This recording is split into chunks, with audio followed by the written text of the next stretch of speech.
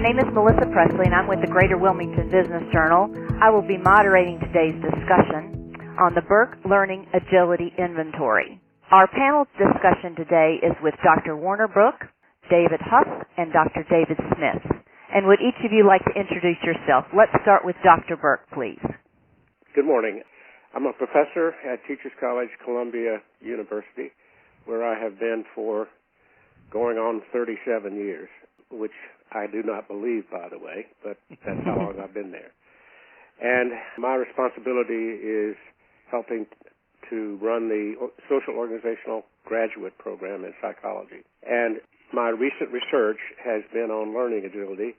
And when I say recent, I really mean more than 5 years that I've been working on this. So I'm a regular professor from the standpoint of teaching and doing research and providing service in the professional community. And I do hold the chair of the Edward Lee Thorndike Endowed Chair for Psychology and Education. Mr. Hoff? Good morning. My name is David Hoff, and I am the Chief Operating Officer and Senior Vice President of Leadership Development at EASI Consult. And EASI Consult is a human resource consulting firm that does a variety of things, but I think most relevant to this conversation is our work in the area of online testing and pre-employment testing and assessment. All right, Dr. Smith? I'm an industrial psychologist. I'm the founder, the president, and CEO of EASI Consult. I've been doing assessment and selection research and development for the past 30 years, and we're really excited to be part of this with Dr. Burke. Thank you, gentlemen. So let's get started with the first question that we have for the panelists. And let's start this first question with Dr. Burke, please. What is learning agility? Well, first of all, it's a hot topic. The word agility is now bandied about like crazy. Everybody talks about being agile and agility and so forth. So trying to pin it down is really quite important. And learning agility really has to do with a skill or a set of skills combined with a willingness to try things out or motivation. So the two components of definition for learning agility are skill and motivation. The skill means being able to learn from one's experience, but being able to do it in real time, and that is to actively, rather than passively, interject into a situation, an attempt to change the situation so that one can learn from what's happening, especially when you're in a situation where you do not know what to do, and that your experience doesn't immediately tell you what to do. So what do you do then? Well, you start trying out things is what you do. So flexibility is a very important component also of learning agility. But you also, beyond the skill, you really have to be willing to stick your neck out. You have to be willing to experience failure.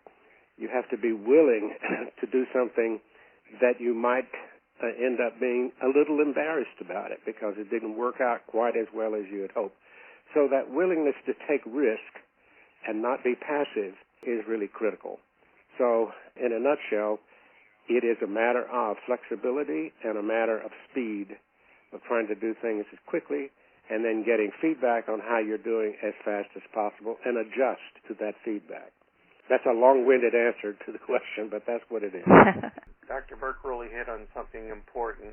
We do a lot of assessments with leaders, and we use cognitive ability tests in our battery of selection. And we struggle with that because, as Dr. Burke just said, there's a threshold of cognitive ability that's important to be successful as a leader, and organizations want people to be at the highest level, the 99th percentile level of cognitive ability, and I don't think it differentiates the best leaders. It's the learning agility part that differentiates the best leaders, and that's what we're looking at right now. That actually brings us to our next question, too, of the different types of learning agility. Are there some types that are more important than others, and if so, why? Well, like I said, I don't think there is multiple learning agilities. I think there are multiple skills that make up learning agility, and the assessment instrument that we have now has got 9 categories of those kinds of skills. So it's those 9 sets of skills, if you will, that make up the different components of learning agility. So the first one is called feedback seeking. That is to seek out feedback from other people about how you're doing. So the sample item is about ask my peers to provide me with feedback on my performance. And while that sounds obvious to do, people are very reluctant to do that. So that means kind of taking a risk again to maybe get some information from my peers that I don't really want to hear. So why do it? Well, if you're going to learn anything, you need to do things like that. And the second dimension is information seeking, and that's update my knowledge and expertise through formal training or education. And the president of Teachers College loves that item, as you might imagine. You know, that means going back to school. Right. Or in other words, you know, just constantly trying to keep yourself updated with respect to your own particular field and area of work. So that's an obvious one, but really important to make sure we highlight it. The third one is performance risk-taking and taking on new roles and assignments that are challenging. So when something comes up that looks very interesting but yet daunting, but I know I can learn from it, then what I want to do is volunteer, is a way of enacting that one. Next dimension is interpersonal risk-taking, and that is to discuss my mistakes with others. And that's in the category of asking peers for feedback. So it's in that domain of trying to get information from others that will help you to learn. And that's talking with somebody that you trust. It's not going to hurt you about mistakes you made. Who's also going to give you honest feedback. And somebody that you trust to give you honest feedback, absolutely. Yeah. Next area is collaborating, working with colleagues from different backgrounds or job functions to share perspectives. That's an important one because when we make decisions about who we like to work with, we choose people like ourselves. And that's a normal, natural kind of human condition. But in the learning agility world, what you want to do is seek out people to work with that are different from you. So that's where the word diversity comes in. And diversity really does facilitate learning. And the next dimension is experimenting, trying things out, experiment with unproven ideas by testing them out. So that's a pretty obvious one. And then reflecting, we mentioned that one. I think Dave Hoff mentioned that earlier, how important reflecting is, just critically evaluating work-related events with others in order to understand what happened. In the world that we live in today, where everything happens so fast or is expected to, we don't reflect. Just don't sit there and think about from time to time, you know, what happened here and what did I gain from it? What was my experience about it? Now, I'm not talking about spending 2 days on reflection, but maybe spending 20 minutes can be really useful. And then the last two are the ones that I've already mentioned as being probably the most powerful ones among the 9, flexibility. And the sample item on that is find common themes among opposing points of view. Politicians are not particularly good at that, by the way. And the last one is speed, getting up to speed quickly on new tasks and projects. So those are the 9, and as I said, the 2 strongest ones are flexibility and speed. So being flexible and adaptable as quickly as you can, that's the wonderful combination of being able to learn on the run, and especially being able to learn when you don't quite know what you're looking for. You're trying out things and so forth. So you have to be you have to be a little bit brave to be agile with respect to learning. You know, you got to be a little gutsy about it and not be worried about looking silly from time to time when you try out something. It just didn't work. You know, I should have known better. Not necessarily. Right. Not necessarily at all. Well, you know, Warner, as you were mentioning that, I think about some of the work that I've done with preparing people to go on international assignments and people that seem to do the best. And we look at cultural readiness and we look at intellectual curiosity and so on and so forth. So you take somebody from the United States and you put them into China, and it's a different language and a different culture and so on and so forth.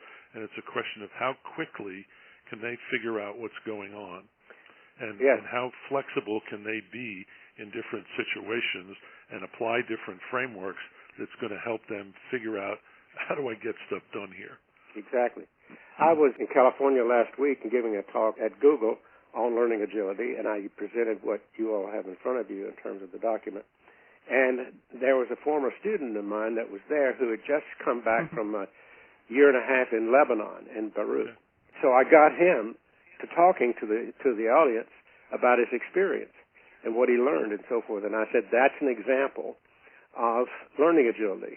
It's getting yourself into a whole other culture where you don't know from anything, and you start learning about it as quickly as you can. What are the skills that are associated with that? That's what we're talking about. Yeah. Okay.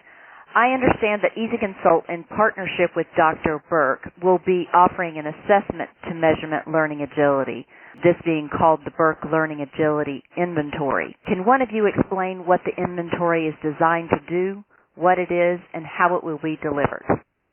Warner, let me take a stab at this. Take a crack at it, Dave. Okay, and please jump in. First of all, I'd say that Dr. Burke did a very nice job of describing learning agility. And what we know is that organizations are becoming more and more aware of the value of this strength. So as a result, these same organizations are looking for a tool to identify potential leaders who are strong in learning agility. The BURKE Learning Agility Inventory does this. In my opinion, this is a really big deal because we know learning agility is a strong predictor of success in new and in novel situations. So the BURKE Learning Agility Inventory should prove invaluable in selection, in succession planning, and in leadership development. And we're just very excited that it's made available by Dr. Burke. Just to add to what Dave is saying, we make very bad decisions about selecting people for leadership. When I say we, I mean most people in responsible positions in most organizations in this country. And the main factor that people choose to select people is technical ability. And what we found from research is that the correlation between technical ability and one's ability to be an effective leader is zero. The correlation just doesn't exist, even though we continue to believe it. Or in other words, an excellent accountant will make a wonderful manager of accounting, and the correlation says no. Leadership consists of a different set of skills than what are normally referred to, certainly in the business world, as technical skills. In my world of education, the best way to ruin a classroom teacher is to make her a principal. So half the time that just doesn't work. What learning agility can do is provide another important component for assessing whether or not a person has potential for leadership. There is already evidence, very scant at this point, where these are early days for this instrument, but we have some preliminary evidence that says there is a relationship between performance in a leadership capacity and learning agility. One of my students, his doctoral dissertation showed that with hedge fund managers of all people. And the correlation between learning agility and their performance on the job as a manager was strong, 0.48 or something like that, as I recall. And in our language, that ain't bad at all. It's not 100%, but when you can get that far along, you're doing fine in our field. I think a correlation in the area of 0.3 would be impressive. So in terms of, I guess, the second part of the question, Melissa, about what's it designed to do, what is it, and how will it be delivered? I mean, I think, we're going to get into later in the conversation the fact that EASI Consult is going to have this available as an online test. So there's a series of questions.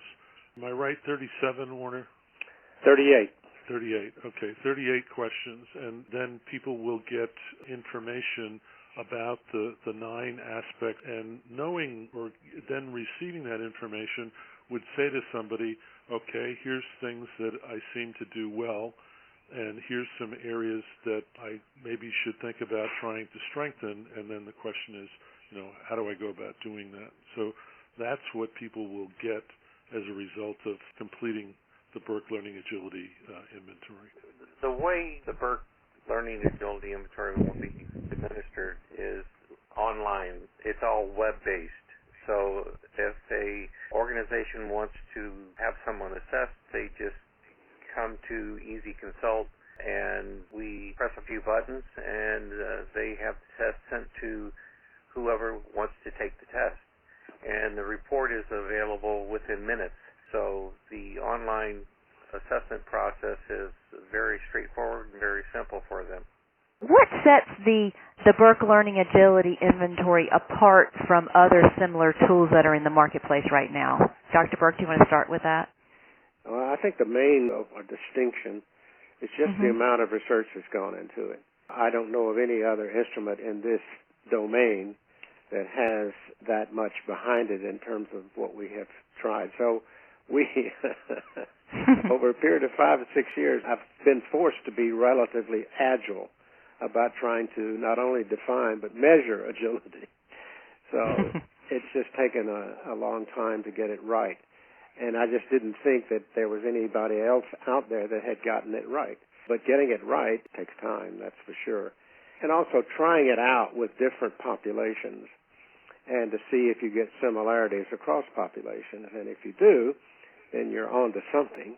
So we have established now, quite successfully, what is called, in the assessment world, reliability. So that means that it is measuring something that is consistent. That's fantastic. It actually brings me right into my next question, which you partially answered.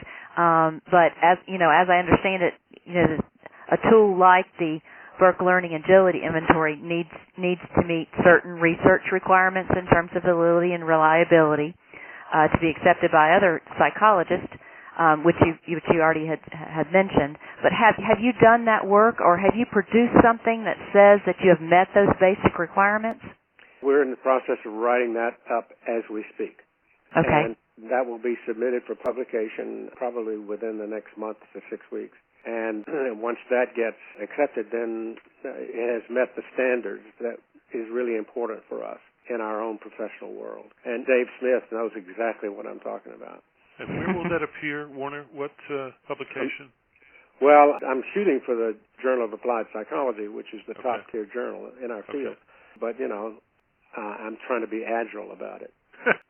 Are there other organizations you worked with to develop in terms of development process? And yes, the Center for Creative Leadership in Greensboro, North Carolina, that organization, we've had a relationship with them for a number of years now, and they have provided lots of data for us.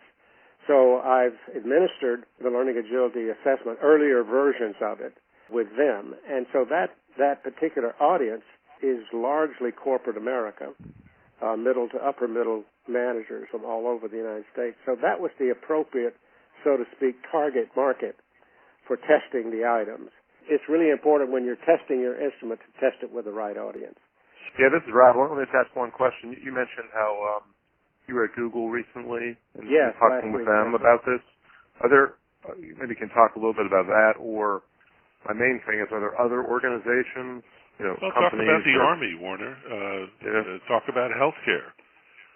Yeah, those two areas are the ones that I have received the most contacts about, especially the United States Army. But I work closely with the Army, and we do a joint master's degree program at West Point. So I have an entree there, and then also I'm associated with the War College in Carlisle, Pennsylvania. So lots of relationships there, lots of avenues into the Army. And I was in a meeting with a 3-star general just 3 weeks ago, and he said this is exactly what the Army needs. So what types of organizations would be interested in this BURKE Learning Agility Inventory, and why? I think most any organization would be appropriate. Well, but what we're hearing right now, interestingly, is a lot of people in the healthcare industry are very interested in this, and not to mention the federal government, particularly the United States Army. But corporations obviously want assessments like this that help them make decisions about placing people in their organizations more appropriately, for sure. But go ahead, Dave. Well, Warner, I was just thinking, I can't see an organization that wouldn't find something like this interesting and useful. So how would you see these different groups using or applying the results of the BURKE Learning Agility Inventory? I see it starting with being able to assess a person's strengths. Here are learning strategies that come easily to you, that you're good at. Here's areas that you don't particularly tend to go to, maybe initially, and so you ought to try and put yourself in situations that are going to require you to demonstrate that. And, in all three organizations or types of organizations, public sector, private sector, educational institutions, they can use it as part of their education program, part of their training program. So knowing where people struggle as learners, you can create assignments so that people can work on those approaches and strengthen them. All right, Dr. Smith, EASI Consult does a lot of individual assessment work for mid and senior level managers. How would you see using the BURKE Learning Agility Inventory in this type of work? Well, as I said before, we're excited that a quality measure of learning agility is now available thanks to Dr. Burke. One of the most difficult predictions our customers ask us to make in our assessments is the learning potential of candidates being considered for promotion. And we've been doing assessments for 18 years now. And EASI Consult has currently a very comprehensive battery of assessment tools. And we have a great track record in helping customers make the right hiring and promotion decisions. What the BURKE Learning Agility Inventory will do is they'll bolster what we're already available to provide our customers. It'll help us provide insight into the ability of individuals to let go of the past practices, as Dr. Burke talked about before, that are no longer relevant in their new roles, and it will ensure that people can adapt to new approaches to problem solving. Mr. Hoff, you are also responsible for leadership development offerings at EASI Consult. How would you see using the BURKE Learning Agility Inventory in this area? I see all kinds of possibilities, Melissa, from starting with giving people feedback on how they learn based on the results of the BURKE Learning Agility Inventory, and that may or may not align with how they see themselves. Mm-hmm. Typically, with other kinds of questionnaires, that's really the starting point is, here's how I see myself now. I get information that's somewhat in agreement with that, but somewhat not in agreement with that.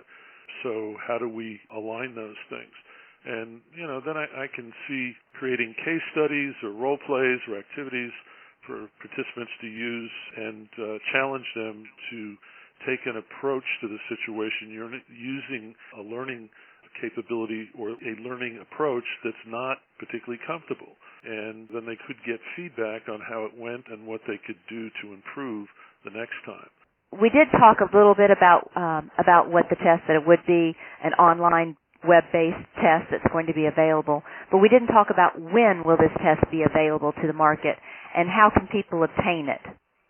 The BURKE Learning Agility Inventory will be available for use in January of 2016, and it can be obtained by reaching EASI Consult via phone at 1-800-922-EASI or through email at contactus@easyconsult.com, and that's EASICONSULT.com. And we will begin taking pre-orders in December of 2015.